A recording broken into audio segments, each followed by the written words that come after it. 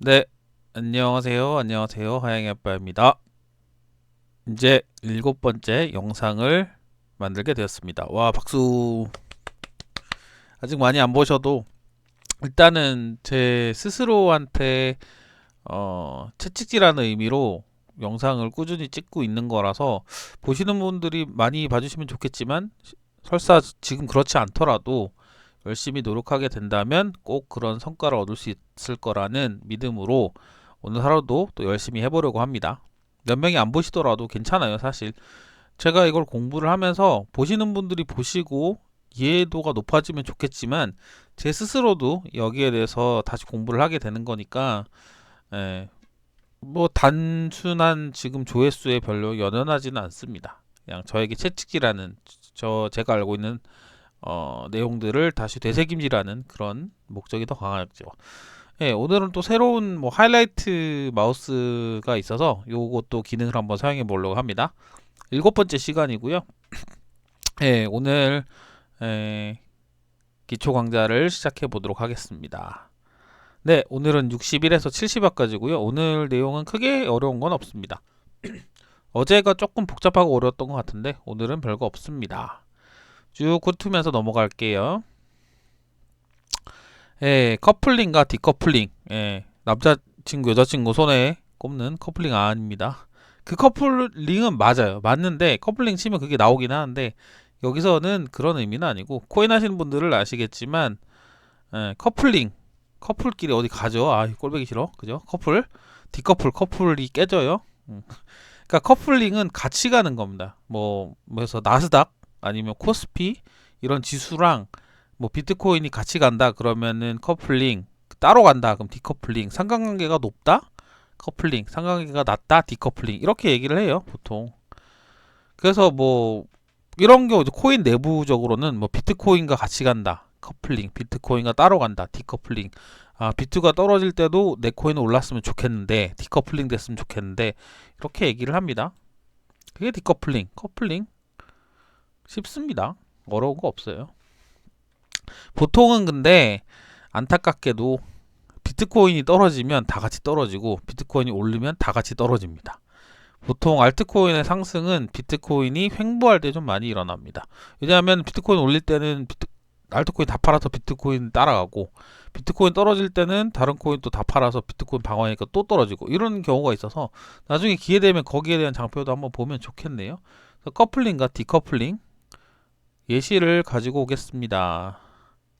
이거는 사실 코인 쪽 용어만 있는 건 아니라서 일반적인 용어도 그래요. 코스피, 중증시와 커플링, 심한 변동성. 뭐 커플링이 되면은 뭐 변동성이 작다, 커플링이 디커플링이 되면 변동성이 크다, 뭐 이렇게 얘기를 하기도 하는데, 뭐 코인만 쓰던 용어는 아니니까 일반 상식으로도 알아주시면 좋을 것 같습니다. 네, 넘어갈게요. 에어드랍 모르시는 분이 있나요? 요즘 뭐 특정 거래소에서 뭐 무슨 코난지원금 같이 어마어마하게 많은 돈을 하늘에서 뿌리죠. 에어드랍 공짜 코인 받아서 파는 거, 그냥 그렇게만 단순히 생각하시는데 그것도 맞아요. 그 얼마 전에 다른 뉴스에서 나온 설명을 보니까 에어드랍이 옛날에 유래가 하늘에서 뭐 공중 낙하해서 떨어뜨린다, 뭐 미군들이 어떤 특정 지역에다가 보급품을 낙하한다, 그게 에어드랍, 하늘에서 떨어뜨린다, 그런 뜻으로 쓰이는 걸 어원으로 찾은 거고, 그게 그냥 코인을 공짜로 하늘에서 떨어뜨리듯이 다수한테 나눠준다, 그거가 코인 에어드랍이라고 하네요. 사실은 뭐 정확하게 명칭을 따지면 그렇지만, 그래서 제가 이 당시에 정리를 했을 때는 몇 가지로 나눴었는데, 한 하드포크 할 때, 예, 이게 비트코인에서 비트코인 캐시로 갈라졌을 때 1대1로 에어드랍을 한 거예요. 그러니까 그쪽 비트코인 쪽 생태계를 비트코인 캐시가 흡수하는 그런 효과도 있어서 하드포크를 통해서 분리해서 나간 거잖아요, 코드를. 그러니까 그 코드를 줬다. 그래서 비트코인 캐시, 그 당시는 비트코인 캐시 가격도 상당히 높았기 때문에 뭐 공짜 에어드랍의 효과가 난 거죠. 그리고 ICO 신규 코인 할 때 홍보용으로 많이 뿌려요, 공짜로. 그래서 그거를 제가 이 당시 두 개를 이제 생각을 해놨는데, 뭐 저랑 뭐 많이 잘은 모르지만 제가 글을 잘 읽는 타로피님, 이라는 분이 있는데 그분 글에서 에어드랍에 대한 정의를 몇 개를 해놓은 게 있어서 그거를 잠깐 가지고 올 거예요. 일단 에어드랍은 공짜로 나눠지는 코인을 의미를 합니다. 일단 에어드랍 정의를 한번 볼게요. 정의. 이거는 토큰 포스트의 글이고요. 사진처럼 에어드랍 됐다. 에어드랍이란 특정 암호화폐를 보유한 사람에게 어떤 비율로 다른 암호화폐를 지급한다. 뭐 이더리움 100개 있으면 클래식을 1000개 준다. 뭐 그렇게 간단하게 되어 있습니다. 일단은 요걸 두고 다른 걸 먼저 볼게요. 여기 보면 조인디 글이에요. 조인디 아시죠? 조인디? 조인디 쓴 사람 타로핀 공짜라면 에어드랍에서 코난 지원금까지 라는 글인데 여기에 요것만 제가 좀 볼 거예요. 에어드랍을 얻는 경로.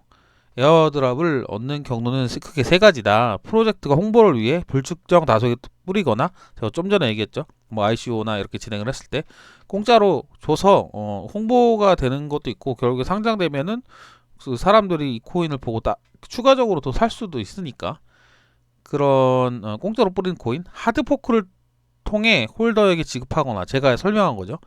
뭐 비트코인 캐시가 되면서 1대1로 나눠졌다. 뭐 무슨 코인 클래식 하면서 1대1로 나눠졌다. 아니면 있던 코인인데 뭐 1대10으로 나눠졌다. 든가 뭐 그런 공짜로 나눠주는 코인. 그리고 마지막은 거래소가 사용자에게 나눠졌다. 이거는 사실 정확한 개념은 아니라고 생각하는데 에어드랍이라는 관점으로 봤을 때는 요 세 가지로 하고 타로피님은 생각을 하고 계시네요. 아무튼 요까지만 볼 거예요. 이건 아무튼 에어드랍이라는 건 에어드랍 하늘에서 떨어진다. 코인을 무료로 준다. 일단 이 정도 개념에서 이해하시면 됩니다. 에어드랍을 통해서 돈 많이 버신 분도 물론 계십니다. 정말 축하드리고요. 저는 못 받았고 참여도 못 해버렸으니까. 에어드랍에 대해서 넘어갈게요. 그리고 스냅샷은 아까 제가 요 갖고 왔던 것부터 할 건데 스냅샷은 순간 사진을 찍는다. 특정 시점에 보유수량을 기록한다. 에어드랍을 주려면은 비트코인도 마찬가지지만 그 당시에 어떤 블럭 있잖아요. 블럭이 점점 올라가니까 블록체인은 그 시점에 이 몇 번째 블럭 때 이걸 가지고 있으면 그와 상응하는 코인을 준다 거든요. 그러니까 그 특정 시점을 스냅샷을 찍는다고 합니다. 그 시점을 기록해 놓아야 그 사람이 이걸 가진지 안 가진지 아니까. 그래서 스냅샷 우리도 뭐 사진용으로도 스냅샷 찍는다는 요런 게 있으니까 그게 예시를 보면 이래요. 보면 뭐 여기 토큰 포스트 아까 왔던 거 아래 에어드랍과 이제 스냅샷이 이어지는 건데 사진을 찍는 그런 모양이 되어 있죠. 보면 스냅샷이란 개인이 소유한 지갑 또는 거래소 지갑에서 가능한 것으로 특정한 블록에 얼마의 코인 또는 토큰을 소유했는지를 기록하는 것이다. 뭐 10만 벌째 블록일 때 기록을 하면 이제 뭐 에어드랍에서 제외한다. 그러니까 그 시점에 가지고 있어야 기록을 해서 뭐 에어드랍이든 뭐든 하겠죠. 그걸 스냅샷이라고 합니다. 특히 에어드랍 쪽으로 줄 때 용어를 스냅샷이라고 합니다. 아마 에어드랍 많이 받아보신 분들은 뭐 많이 들어본 용어입니다. 스냅샷. 순간 사진을 찍는다. 그 다음에 보유 수량을 기록한다. 스냅샷. 에어드랍과 연관이 있는 용어고 요건 조금 어려울 수도 있는 용어인데 거버넌스 사전적인 의미는 통치 뭐 이렇게 얘기를 하는데 코인 쪽으로 넘어가면은 정의를 한번 읽어볼게요. 어렵지 않으니까. 사용자, 노드, 개발자, 채굴자가 만드는 의사결정 과정을 거버넌스라고 합니다. 거버넌스가 정식 정의는 일반적 용어는 조금 더 복잡한데 코인 쪽에서는 그냥 의사결정 과정이다 라고 이해하시면 됩니다. 사전적인 의미는 적어놨는데 국가경영, 공공경영, 통치를 의미한다.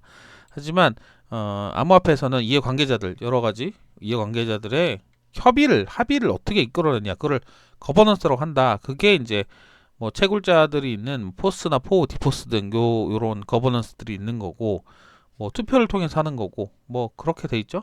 그래서 제가 최근에 조금 핫한 오늘도 제가 글을 하나 작성을 했는데 컴파운드 쪽에 그냥 딱 나와 있어서 그걸 예시로 한번 가지고 와봤어요. 거버넌스는 의사결정 과정이죠. 그러니까 거버넌스를 볼게요.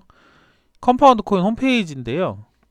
가면은 이렇게 처음부터 눌러볼게요. 컴파운드 코인에 대한 메인 페이지에 여기 보면은 거버넌스 있죠? 거버넌스. 오케이. 거버넌스를 클릭해 볼게요. 그 거버넌스에 대해서 컴파운드 같은 경우는 컴파운드 코인을 한 보유자가 투표권을 행사를 하는 거예요. 그러니까 여기 이 코인이 어떻게 흘러갔고 앞으로는 뭐 어떤 걸 한다, 기능을 추가한다, 뺀다, 어떻게 뭐 바꾼다 이런 거를 거버넌스라고 하는 거, 의사결정하는 걸. 그래서 투표권 컴파운드 같은 경우는 투표권을 많이 가진 사람이 좀 유리하긴 하죠. 아무리 다수결이라고 해도 뭐 마찬가지잖아. 일반 회사도 뭐 주식을 많이 가지고 있는 사람이 주주총회에서 의결권을 많이 가진다. 근데 코인 경우는 조금 좀 치우쳐져 있는 게 있죠. 뭐 그건 좀 다르니까. 그래서 여기 보면은 제안서를 내요. 제안을 내고 투표를 합니다. 그럼 여기 실행이 됐고 여기는 대기. 그리고 이거 같은 건 제안이 어떻게 진행되는지 눌러보면 나와요. 그리고 가중치별 상위 주소니까 어떤 그 보유자들이 이쪽 투표권을 많이 행사할 수 있는지에 대해서 나온 겁니다. 여기 보면 컴포넌트 거버넌스 한번 읽어만 볼게요. 컴포넌트는 COMP 컴프 토큰 보유자와 그들의 대리인으로 구성된 탈중앙화된 커뮤니티에 의해 운영되며 이들은 프로토콜 업데이트를 제안하고 투표에 참여합니다. 네, 아까 처음에 설명했던 제 정의랑 거의 동일합니다. 의사결정 과정을 거버넌스라고 얘기를 합니다. 예. 쉽죠? 오늘 어려운 것도 없네 보니까. 65번 여기는 조금 헷갈리기도 하고 어렵기도 한데 예 볼게요. 세그윗은 많이 나와요. 세그윗 2X는 좀 잘 안 나오는데 이거 개념적으로만 알고 있으면 되고 세그윗은 세그레이게이티드 위트니스 분리된 증인이라는 뜻입니다. 어렵죠? 예. 다 일단 읽고 설명을 할게요. 세그윗 2X 세그윗에다가 블럭 사이즈 2메가 뭐 이게 사실 왜 나왔냐면은 비트코인과 비트코인 캐시가 갈라지는 천이 아니지 2017년도 8월 달쯤에 비트코인 캐시랑 비트코인이 갈라졌습니다. 그때 어떻게 됐냐면은 여러 가지 제안을 했죠. 거버넌스를 통해서 제안을 한 그런 목록 중에 있던 게 비트코인은 지금 설명은 안 드렸지만 비트코인 블럭은 1메가를 기준으로 되어 있습니다. 뭐 왜 작냐 이렇게 얘기하면은 뭐 디도스 공격을 예방하려고 블럭 사이즈를 작게 만들었다 이런 설이 있고요. 예, 그런데 비트코인은 그때 앞에 TPS를 설명하면서 나왔던 것 같은데 한 초당 7건 7TPS밖에 안 돼요, 사실. 그러니까 블럭에 담는 거는 블럭이 10분의 하나씩 생성이 되지만 그 초당 거래하는 숫자를 보면 되게 작거든요. 근데 그게 이제 거래 내역이 블럭에 기록이 되는데 그 블록 사이즈가 작으니까 블록에 담을 수 있는 용량은 당연히 한계가 있겠죠. 예, 그래서 이거는 뭐 말로 설명하기 쉬우니까 앞에 뭐 무슨 거래 목록 있고 뭐 A에서 B가 얼마를 몇 BTC를 보냄 이런 건데 이 앞에 있는 서명을 잘라서 다른 공간에 넣는 거예요. 그러니까 순차적으로 이 거래 내역을 넣다 보니까 블럭이 좀 비효율적이 되는 거죠. 뭐 우리가 토렌토 같은 거를 쓰면은 블럭이 하드디스크에 막 뿌려지잖아요. 저장되는 블럭이. 그러면 하드디스크가 효율적으로 블럭을 찾아오지 못하는 이것도 좀 어렵나? 아무튼 막 정리돼 있는 막 나열돼 있는 데이터를 찾기가 어려우니까 색인을 달아가지고 거래 내역을 순차적으로 배열을 해서 공간을 좀 효율적으로 쓰는 거예요. 비트코인 블럭을. 말로 설명이 좀 그렇지만 근데 또 그렇게 깊이까지 또 알 필요는 없어요. 나중에 세그윗을 따로 정리한 문서가 있으니까 그때 보시면 되고 목적은 그거예요. 비트코인 속도가 좀 느리니까 공간을 좀 효율적으로 쓰면 많은 양의 거래 내역을 넣을 수 있으니까 속도가 좀 빨라진다. 예. 그래서 서명과 블록을 분리시켰다. 그게 세그윗이다. 이렇게까지만 아시면 됩니다. 나머지는 깊게 설명할 때 할게요.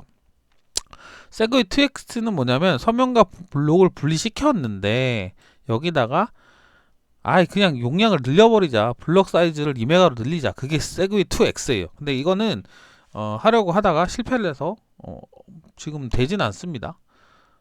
안 되는 거예요. 이론상으로 하려고 했던 거고 실제로는 2x는 지금 적용되어 있지 않습니다. 그래서 보면 비트코인 전송량을 증가하기 위해 블록 사이즈를 1에서 2메가로 증가하는 거다. 계획은 했었는데 실패로 돌아가서 못한 거예요. 그러니까 세그윗과 세그윗 2x. 네, 이것도 어려운 거 같지만 쉽게 설명하고 쉽게 넘어갈 거예요. 왜냐, 이거는 이미 지나간 거고 과거에 있었던 사건이라서 제가 이 당시 UASF랑 UAHF 를 이해할 때 거의 문서를 20번 넘게 읽어봤던 것 같아요. 제가 문과인 제가 이해할 수 있는 게 한계고, 이 당시는 사실 뭐 계셨던 분들은 아시겠지만 이 자체로 너무너무 헷갈리는 것들이 많았거든요. 정말 머리가 빠개질 정도로 진짜 많이 읽었습니다. 지금은 흘러간 과거라서 그냥 하나의 히스토리로 볼 수 있지만 이 당시도 머리가 엄청 아팠어요. 그러니까 그냥 읽고 넘어갈 거예요. 뭐가 있었는지만 보고. 사용자에서 활성화되는 소프트포크, 얘는 사용자에서 활성화된 하드포크. 제가 소프트포크, 하드포크를 설명을 한 것 같은데, 소프트는 크게 변동이 없는 거, 하드포크는 전 블럭과 호환이 안 되는, 기존 체인과 호환이 안 되는 메이저 업데이트, 이렇게 제가 설명을 한 게 있을 겁니다. 그래서 하나는 소프트 포크고 하나는 하드 포크인데 앞에 붙은 게 그거예요. 유저 액티브, 사용자가 활성화시키는, 좀 뭐 지금은 없는 건데 그 당시는 그랬어요. 이걸 이해하는데 좀 오래 걸리긴 했어. 그래서 이런 사건이 있잖아요. 그래서 이런 사건이 있을 때 빗썸에서 이런 공지를 냈어요. 왜냐면 이걸 적용을 해야 되니까. 사실은 비트코인 이벤트이기 때문에 당연히 거래소 입장에서도 대처를 해야 됩니다. 그래서 보면은 제가 말했던 요거만 짚고 넘어갈 거예요. 그럼 비트코인 활용을 늘리기 위한 세그윗 얘기했죠. 서명을 분리하는 것. 보면 UASF와 UAHF, 유저 액티브 소프트 포크와 유저 액티브 하드 포크가 예정되어 있다. 이게 빗썸 공지니까. 그래서 BCC, 지금은 비트코인 캐시죠. 이거 갈라질 때 이렇게 나온 거예요. 되게 복잡한 건데 사실 지금 입장에서는, 여기 나와 있네, 설명. 보자. 세그슬 활성화를 위해 진행하는 별도의 업데이트고, 비트코인 캐시라는 코인을 런칭을 위한 업데이트다. 사실 몰라도 됩니다. 그냥 들어봤을 때 이런 게 있었구나, 비트코인 역사 중에 이런 것도 있었구나, 캐시가 나올 때, 그렇게만 생각하시면 돼요. 굳이 뭐 이걸 외우고 할 필요는 없고, 지금 많이 쓰이지 않는 용어인데 그래도 알고 가면 좋겠다고 생각을 해서, 비트코인 캐시가 어떻게 생겼는지 그런 역사를 알아보는 뭐 그런 하나의 용어입니다. 네, BIP와 EIP, 이거는 엄청 많이 나와요.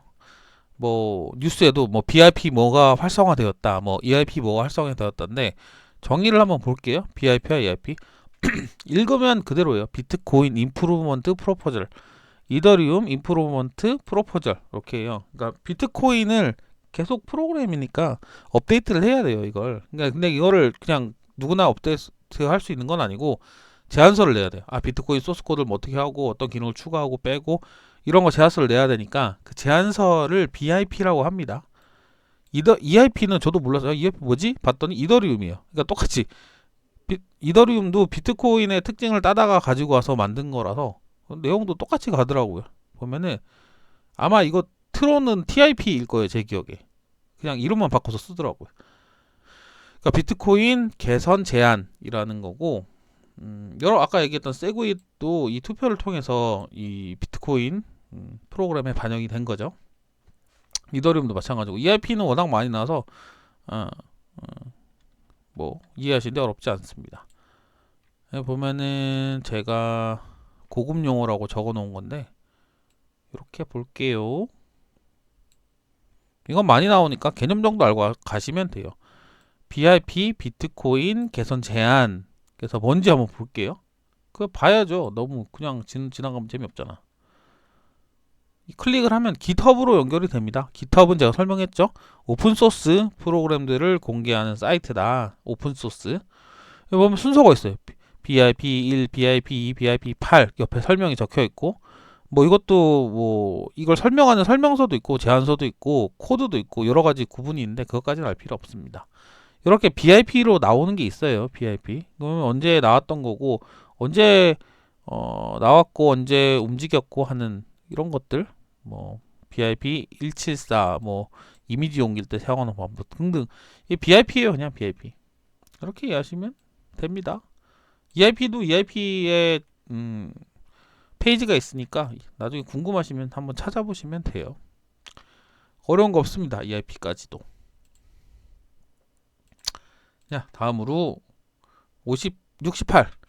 가끔 투팩터 인증이 뭔지 궁금해하시는 분들이 많더라고요. 그래서 제가 적었어요. 왜냐? 저도 몰랐거든. 나도 몰랐어요, 투팩터가. 근데 투팩터 영어로 따져보면 이거예요. 두 가지 요소를 인증한다. 그러니까 우리가 어디 들어갈 때 아이디와 패스워드를 치잖아요. 그건 1차 인증이냐, 1차 인증. 들어가긴 하는데 얘네가 보안 때문에 하나를 더 받는 거예요.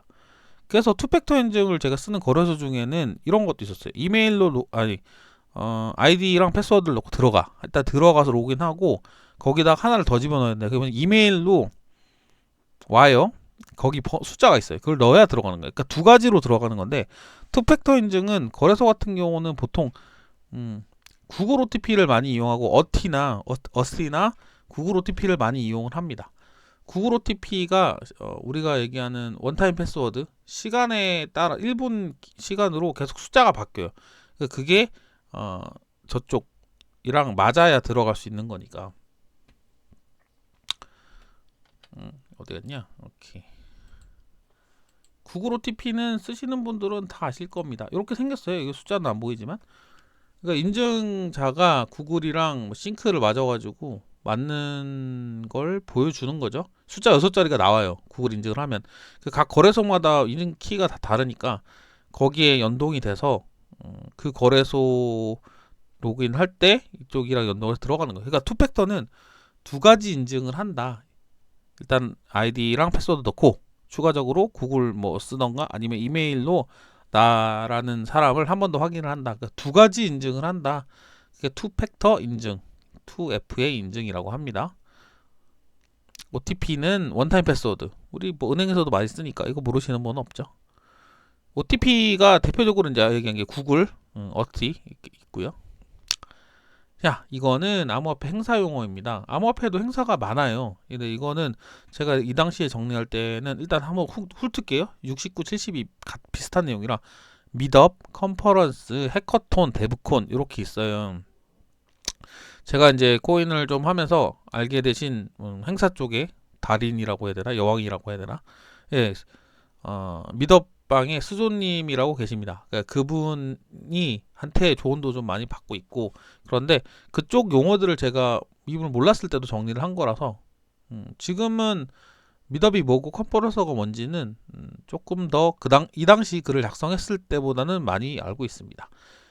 지금 미드업 같은 경우는 뭐 지금 최신 버전으로 얘기하자면 지금 코로나가 많이 확산이 되고 있는 추세라서 오프라인보다는 온라인 미드업, 그러니까 웹 형식으로 하는 걸 웨비나라고 하는데 그런 형식으로 많이 하고 있어요. 뭐 용어도 웨비나라고 하기도 하지만 뭐 온라인 미드업 이렇게 얘기도 하고 온라인 컨퍼런스, 해커톤, 데브콘도 뭐 개발자 회의, 그리고 뭐 해커톤도 뭐 경쟁하는 회의 이렇게 얘기를 하지만 요즘은 많이 온라인으로 하는 추세입니다. 어쩔 수가 없어서.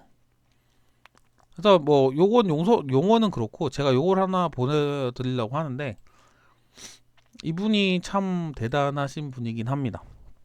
거의 국내에 있는 블록체인과 뭐 여러 가지 미드업들 참석할 수 있는 것들을 상당히 정리를 잘 해놓고 계세요. 또 관심이 있으신 분들은 이쪽에 뭐 블록체인, IT, 경제, 재테크, 창업 등 이쪽 분야 한정에서는 정말 약간 특화돼서 정리를 잘 하시는 분이라서 예, 한번 참고해 보시면 여기 웨비나라고 되는 것도 있죠. 블록체인만 눌러볼게요. 블록체인만 누르면 예, 이런 게 있어요. 뭐 해시넷 미드업, 온라인 미드업, 이건 오프라인이었구나. 예. 미드업 있고 뭐 웨비나, 뭐 오브스 미드업, 코인 미드업 같은 거, 가상자산 특근법 토론회 이런 미드업 정보들이 여기 많이 있으니까 필요하신 분은 스존의 존정보라고 치시면 나옵니다. 그리고 저도 이제 이분과 연이 좀 있어서 제가 고급 용어라고 정리해 놓은 조금 더 심화된 용어 미드업, 컨퍼런스, 해커톤, 데브콘에 대해서 여기도 연결이 바로 됩니다.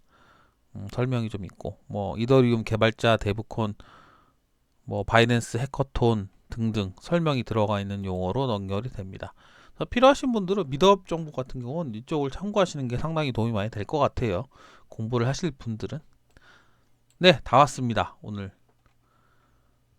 거꾸로 가면서 오늘 했던 거 한번 확인을 해보고 넘어갈게요. 해커톤, 데브콘. 미드업 정보는 수존의 전정보를 참고하시면 참 도움이 많이 되니까. 해커톤은 개발자들이 상금을 걸고 경쟁하는 대회다. 우리나라에도 있어요, 해커톤. 데브콘은 개발자들이 회의하는 거, 디벨로퍼들이 하는 거죠. 아, 나 자꾸 말이 헛나오지. 안 자를 겁니다. 전 이대로 다 녹음할 거예요. 실수도 다 경험하면 고쳐질 수 있습니다. 미드업과 컨퍼런스, 정기 모임이다. 투팩터 인증 두 가지를 인증한다. 기존의 로그인 플러스 뭔가 알파인데 그 알파가 뭐 구글이 됐든 이메일로 받는 번호든 두 가지로 인증하는 거다. OTP는 원타임 패스워드. 구글도 OTP죠.